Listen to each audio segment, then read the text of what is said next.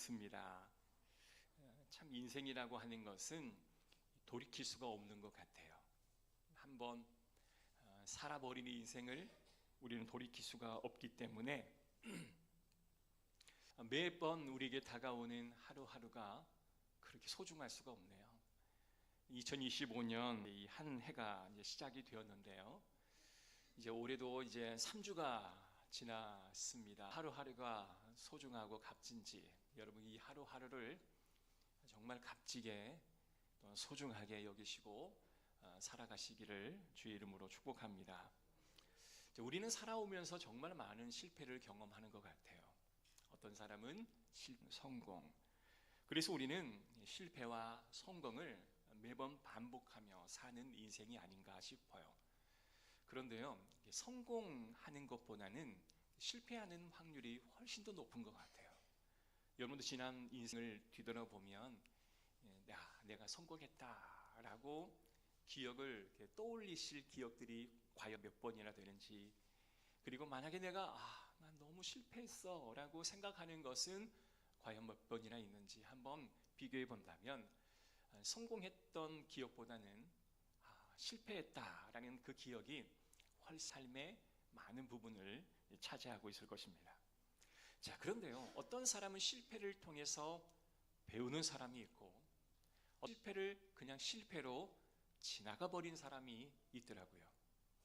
성공을 통해서도 배워, 그래서 실패해서 실패했구나 이렇게 끝나는 것이 아니라 그 실패를 통해서 배움으로 다음에는 그 실패를 반복하지 않는 새로운 인생을 계획하는 우리가 되었으면 좋겠어요. 자, 성경에 나와 있는 많은 스토리, 사람들은 다 스토리를 담고 있죠. 그런데 성경에 나와 있는 여러 유형의 스토리를 보면 성공의 스토리도 있지만 실패의 스토리도 굉장히 많이 담겨 있음을 보게 됩니다. 처음부터 마지막까지 완벽할 정도로 성공한 스토리가 성경에 기록이 되어 있는데요. 오늘 사도행전에 나와 있는 안디옥 교회가 처음부터 끝까지 참 성공의 이야기로 가득 채워 있는 교회 이야기입니다. 여러분 참 이러기가 쉽지가 않잖아요. 그죠? 실패를 통해서 배우고 내가 이 실패를 통해서 이걸 배웠으니 내가 다음에는 이 실패를 반복하지 않겠다라고 여기면서 누군가에게는 그 실패가 교훈이 되고 누군가에게는 그냥 그런 일이 있었네, 내 인생에 하나의 오점이 하나 남았네 라고 지나가 버리면 아무런 교훈이 되지 않을 겁니다. 자, 그러나 하나님이 바라시고 원하시는 삶이 되려면 이 성공의 성경의 기록을 잘 배워서 저와 여러분의 가정, 우리 교회가 또 이 나라의 민족이 성공하기를 주의 이름으로 축복합니다. 자, 안디옥 교회의 이야기를 보면 처음에는 꼭 실패한 이야기처럼 읽혀져요. 왜냐하면 예루살렘 교회가 처음에는요 엄청난 많은 박해를 받았기 때문에 그렇습니다. 여러분, 교회가 박해를 받아요. 그러면 실패할 확률이 굉장히 많지 않겠습니까? 예루살렘 교회는 이 박해부터 시작했어요. 자, 최초의 교회는 바로 예루살렘 교회입니다. 예수님이 부활 승천하신 이후에 예루살렘 교회가 세워졌기 때문입니다. 자, 그런데 사도행전 4장 42절과 47절의 말씀 보면 사도들이 가르침을 받은 사람들이 서로 떡을 떼고 오직 기도에 힘쓰고 또한 교회의 아름다운 본을 보이는 모습으로 초대교회는 성장해 나아갔습니다. 신앙적으로 보면 사도들의 가르침을 받고 기도하고 생활하면서 여러 가지 많은 부분들을 서로 통용하고 내가 가진 것을 남에게 제공하면서 참 완벽한 초대교회 공동체를 이루어 갔다라는 겁니다. 그래서 하나님은 이 교회를 정말 사랑하셨고요, 하나님의 사랑만을 받은 교회가 된 것뿐만 아니라 주변 많은 사람들로부터 그냥 참 많은 칭찬을 받는 교회로 성장해 갔었습니다. 자, 초대교회의 모습 중에 사도행전 4장의 말씀 보니까 이 바나바의 인물을 소개하고 있는데요. 이 바나바라고 하는 이 인물은 원래 별명입니다. 구브로에 사는 레위인 요셉이 그의 본명이에요. 사도들은 그를 바나바라 이렇게 부르곤 하였습니다. 그가 굉장히 그 공동체 안에서 값진 사람으로 인정받을 수 있었던 것은 4절 후반절의 말씀 보면 그가 자기 소유를 팔아 사도 앞에 드리는 장면이 나오는데요. 사도들의 가르침을 받아 오직 기도에 힘썼던 이 바나바는요, 자기의 소유를 팔아 나누었다라고 성경 기록하고 있습니다. 독자들이 야, 어떻게 그런 사람이 있어? 라고 이야기할 것 같아 성경은 여기 있잖아, 바나바가 바로 그런 사람이야 라고 대답하는 것처럼 서술이 되어 있는 것을 봅니다. 자, 그럼 바나바와 같은 사람만 있었을까? 라고 반문을 할 것 같아서 아니, 바나바와 같은 사람만 있었던 게 아니라 아나니와 삽비라와 같은 사람도 있었어 라고 성경은 기록하고 있습니다. 예수 그리스도께서 약속하신 그날을 기다리면서 교회 성도들은 함께 사도의 가르침을 배워서 그것을 삶으로 실천하기를 주저하지 않았습니다. 굉장히 열심히 신앙생활을 했었어요. 자, 그런데 그러한 교회에게도 한 가지 큰 위기가 찾아오게 됩니다. 사도행전 6장 7절의 말씀을 보니까요, 너무나 많은 사람들이 교회로 몰려오는 거예요. 너무나 많은 사람들이 교회에 몰려들다 보니 성도 한 사람 한 사람을 관리하기가 매우 힘이 들었습니다. 그래서 성경은 그들 중에 믿음 참 좋은 7명의 집사를 세웠다라고 이야기하는데 그 중에 한 사람이 바로 스데반 집사입니다. 율법에 묶여있는 여러 사람들과 이 스데반 집사가 논쟁을 합니다.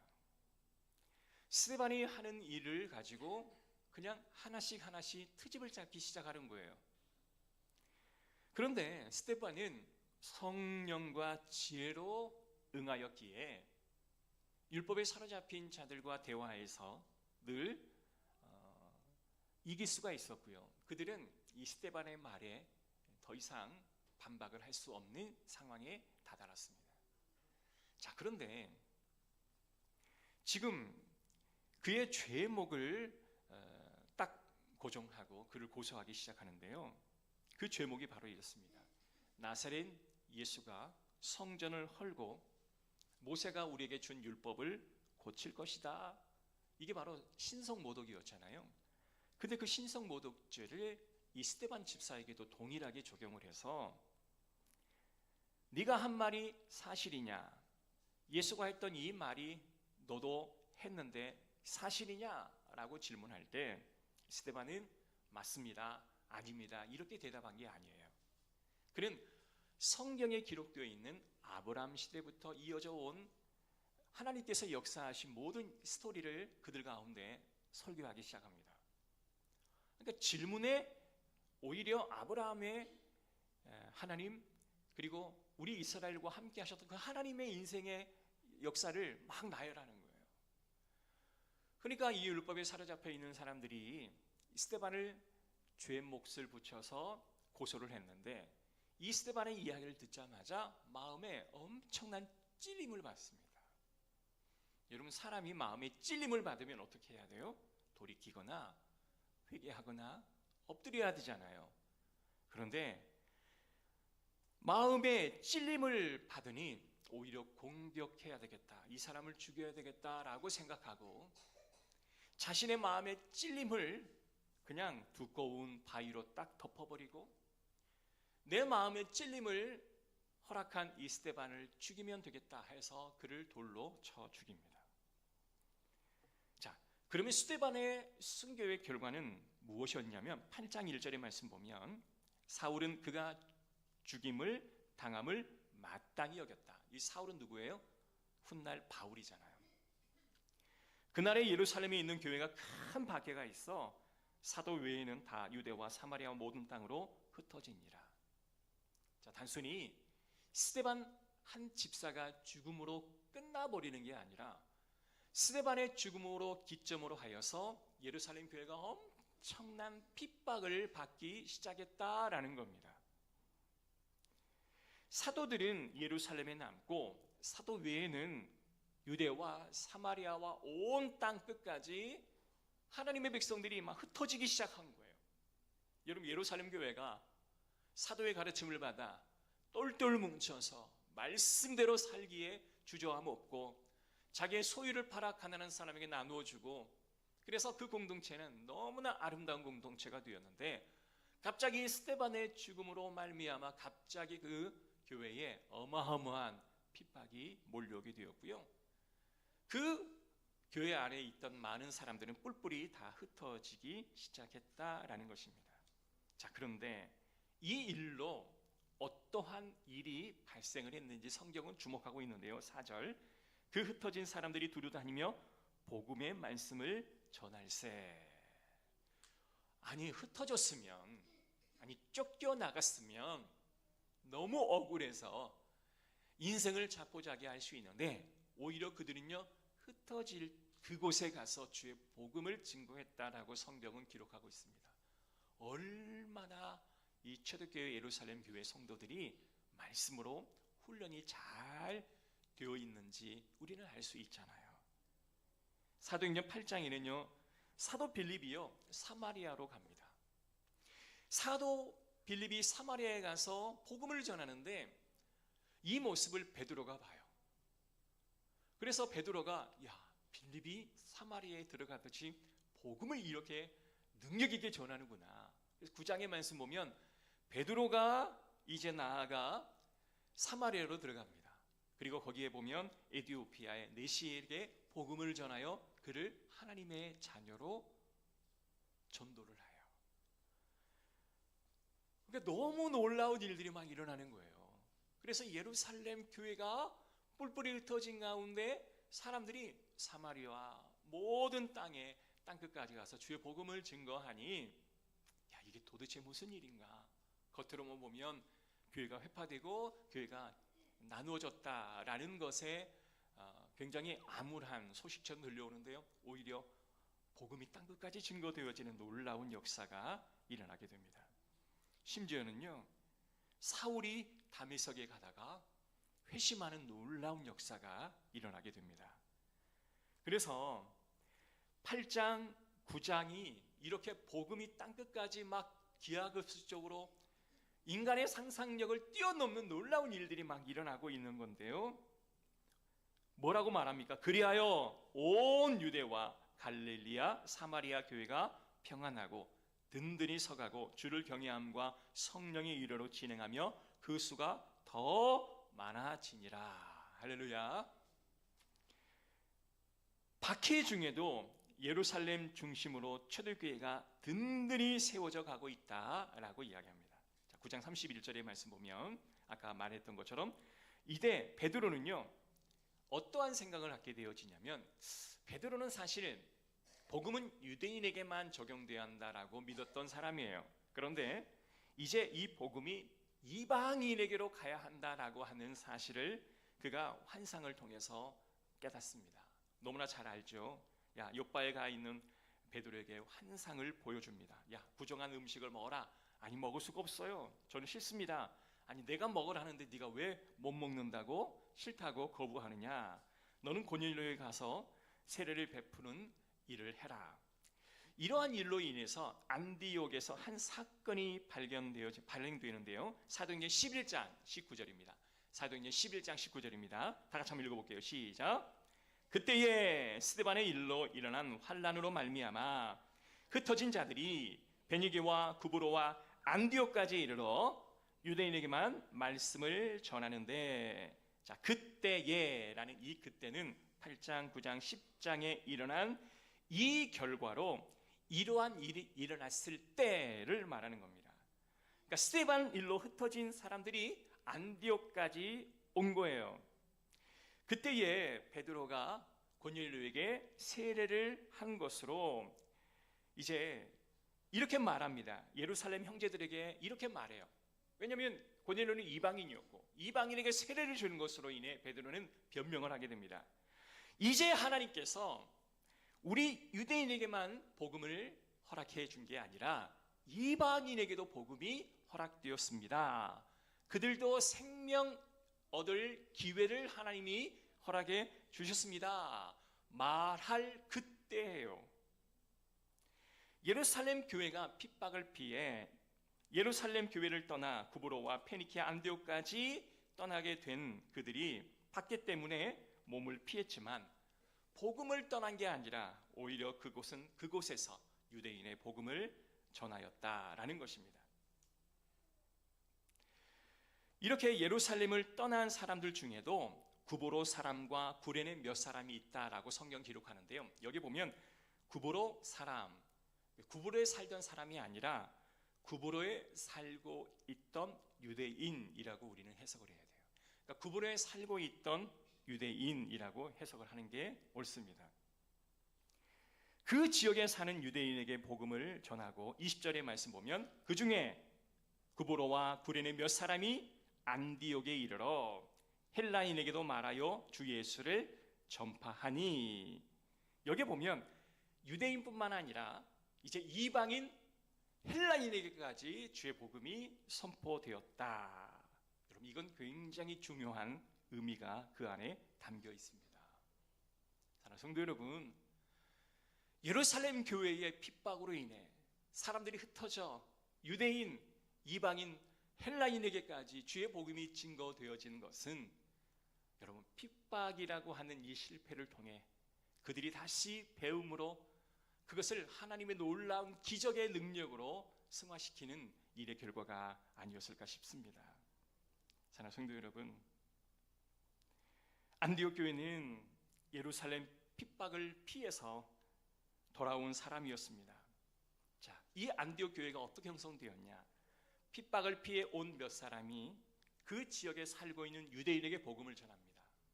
그리고 그 지역에 살고 있는 헬라인에게 복음을 전합니다. 그들이 하나의 공동체가 이루어진 거예요. 여러분, 이것은 이 안디옥 교회의 든든함, 그리고 그 안디옥 교회 조직의 단단함을 우리에게 설명해 주고 있는 거예요. 안디옥 교회는 이렇게 세워져 갔습니다.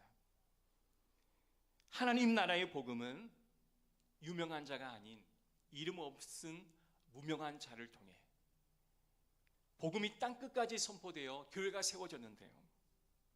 여러분, 이것은 하나님이 세운 퍼즐이 완성되어져 가고 있는 것을 보게 됩니다. 여러분, 어렸을 때 이제 퍼즐을 한번 해보시면 이제 큰 화폭에 그림, 밑그림이 있잖아요. 그러면 퍼즐 조각을 막 흐트러 놓습니다.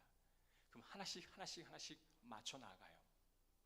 화병도 있고 또 사람의 얼굴도 있고요. 또 뒤에 배경도 있습니다. 사람의 얼굴이 딱 완성되어지면 야, 완성되었다. 뒤에 어떤 큰 나무나 어떤 배경이 완성되면 완성되었다라고 말하지 않고 큰 퍼즐의 마지막 단 한 칸이라도 그것이 다 채워졌을 때에 그게 완성되었다라고 말하는 것처럼 저는 하나님의 나라의 이 퍼즐이 하나님께서는 반드시 언젠가는 그것을 꽉 맞출 때가 있는데 저와 여러분은, 우리 교회는 그 퍼즐의 한 조각인 줄로 믿습니다. 사랑하는 성도 여러분, 우리가 이 하나님의 나라의 이 퍼즐의 한 조각이라면 우리가 그 퍼즐에 딱 끼워 맞춰져 하나님의 나라가 완성되어지는 그런 은혜가 우리를 통해 있기를 주의 이름으로 축복합니다. 이렇게 말하면 우리 어떻게 해야 돼요? 그 남아있는 퍼즐 한 부분을 우리가 열심히 주의 복음을 증거함으로 맞춰가야 되잖아요. 여러분, 주의 복음을 증거합시다. 하나님의 말씀을 증거하여 하나님의 놀라운 그 퍼즐을 채워갑시다. 이렇게 말하면 성도들이 뭐라고 말합니까? 목사님, 내가 만나는 사람들은 다 교회다닙니다 라고 말하기도 하고요. 내가 만난 사람은 이 사람밖에 없는데 내가 어디 가서 사람을 만나며 내가 누구에게 가서 복음을 전합니까? 내가 만나는 사람들은요 다 교회 다녀요. 교회 안 다니는 사람이 한 명도 없어요. 뭐 이렇게 말하기도 합니다. 여러분, 하나님의 나라의 퍼즐을 맞추기 위해서 여러분 올해 우리가 꼭 그러한 비전을 가집시다. 자, 그런데 내 마음속에 드는 마음의 부담이 뭐냐면, 야, 너희 교회 성도들의 가정부터 전도해라. 너희 교회 성도들의 가정부터 구원 영접시켜라. 이런 감동을 주는 거예요. 저는 이 전반기 동안 우리의 가족들, 예수 믿지 않는 우리의 친척들, 예수 믿게 하는 것이 우리의 가장 큰 목표가 되기를 주의 이름으로 권면합니다. 아니, 우리 가족을 먼저 복음을 전하고 우리 가족에게 먼저 하나님의 말씀으로 깨우쳐서 교회에 올 수 있도록 만들어야 하지 않겠습니까? 우리 교회에 출석하지 않더라도 주일이면 어김없이 예배드리는 우리의 가족이 되기를 주의 이름으로 축복합니다. 인종, 나라, 국적과 상관없이 내가 만나는 어떠한 사람이든 하나님께서 오늘 이 사람을 내게 맡기셨구나. 내가 이에게 복음을 증거해야겠다. 여러분, 삶이 전도가 되는 그러한 삶의 지경까지 올라가게 되면 여러분은 반드시 하나님의 나라의 퍼즐을 끼워 맞추는 그런 능력자가 될 줄로 믿습니다. 우리 교회가 하나님의 나라의 커다란 퍼즐 중에 하나를 꿰어 맞춰가는 그런 교회가 되기를 주의 이름으로 축복합니다. 자, 오늘 이 본문의 말씀을 통해서 이렇게 안디옥 교회가 이런 놀라운 일을 행했구나. 하나님께서 이 모습을 보면서 얼마나 마음에 기쁨이 넘치실까. 힘든 일이 있으면 그냥 도망가는 게 아니라 울타리를 벗어 베드로는 유대인을 통해서 복음을 전파하고 또한 이방인에게 복음을 전파하여 하나님의 교회를 이루어가고 있구나. 여러분, 세상의 질서 안에서 우리가 하나님의 나라의 복음의 능력으로 살아가겠다라고 하는 결심이 저와 여러분 가운데 있기를 주의 이름으로 축복합니다. 구약은 하나님의 나라의 반석문이고요, 신약은 하나님 나라의 약속을 담고 있다라고 말합니다. 그래서 하나님, 우리 교회를 통해서 올 한 해 아멘 주 예수여 어서 오시옵소서 마라나타 하는 그 순간까지 주의 복음을 증거하는 우리 교회 성도들이 되게 하옵소서. 그리고 성경을 통해서 하나님을 알아가야 하나님의 말씀을 진정 의지할 수 있으니 하나님의 말씀을 우리가 읽고 하나님의 뜻을 묻고 하나님이 정말 기뻐하시는 이 복음 증거의 사명을 잘 감당하여 우리 함께 하나의 아름다운 공동체를 이루어가기를 축복합니다. 기도하겠습니다. 하나님 감사합니다. 올 한 해 나에겐 주어진 시간을